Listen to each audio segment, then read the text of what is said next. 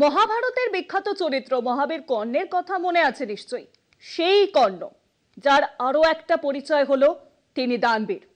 কর্ণের কাছে কেউ কিছু চেয়ে কখনো খালি হাতে কিন্তু ফেরত যাননি। এই দান খয়রাতের ব্যাপারে কর্ণের সাথে কিছুটা হলেও মিল আছে একজনের। কার বলুন তো? বিহারের মুখ্যমন্ত্রী নীতিশ কুমারের। এ কথা বলছি এই জন্য যে অন্য সময় যাই হোক না কেন, ভোটের বাজারে নীতিশ কুমার কিন্তু সাক্ষাৎ দাতা কর্ণ। এখন তো আরো বেশি, কেননা তেজস্বী যাদব এবং চিরাগ পাসওয়ান যেভাবে ঝাঁপিয়ে পড়েছেন তাতে নীতিশের ভোটের চাকা যে কোনো সময় মাটিতে বসে যেতে পারে। আর তাই একের পর এক মনোমোহিনী পদক্ষেপ নিচ্ছেন বিহারের পলটুরা নীতিশ কুমার। এর আগে রাজ্যে প্রবীণ, বিধবা ও বিশেষভাবে সক্ষম ব্যক্তিদের পেনশন 700 থেকে 1 লাখে বাড়িয়ে 1100 টাকা করেছেন নীতিশ সরকার। আর এবার বছরের পর বছর খালি পড়ে থাকা 1.5 লক্ষেরও বেশি স্কুল টিচারের পোস্টে শিক্ষক নেওয়া হবে বলে জানিয়েছেন নীতিশ কুমার। ভ্রমরের নজর ফুলে ফুলে, নীতিশের নজর স্কুলে স্কুলে।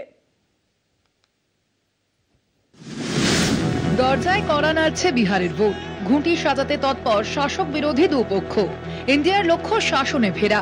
এনডিএ চাইছে গদি ধরে রাখতে এবং সেই লক্ষ্যে গত মাসেই রাজ্যের প্রবীণ, বিধবা ও বিশেষভাবে সক্ষমদের পেনশন 700 থেকে বাড়িয়ে 1100 টাকা করেছে বিহার সরকার। আর এবার নীতিশের নজরে স্কুল শিক্ষকের শূন্য পদ।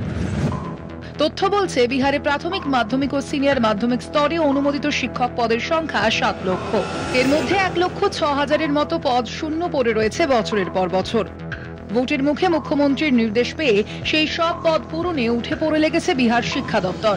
তবে নিয়োগ প্রক্রিয়া শেষ হোক না হোক, কমপক্ষে বিজ্ঞপ্তি ঘোষণা করে রাজ্যের যুব সম্প্রদায়কে ভোটের বাক্সে টেনে আনাই যে নীতিশের লক্ষ্য, সেটা দিনের আলোর মতোই পরিষ্কার। কার্যত ক্ষমতায় ফিরতে কোনো কৌশলই রাখছেন না নীতিশ। ইতিমধ্যেই সরকারি চাকরিতে 35% মহিলা সংরক্ষণ ঘোষণা করেছে বিহার সরকার।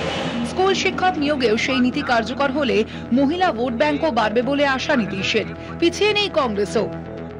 জনমোহিনী রাজনীতিতে কংগ্রেসের ঘোষণা, ক্ষমতায় এলে অপার হস্তে টাকা বিলোবে তারা। মাই বাহিন প্রকল্পে প্রতি মাসে 2,500 টাকা করে তুলে দেবে রাজ্যের মহিলাদের হাতে। জমজমাট বিহার ভোট। কলকাতা টিভি।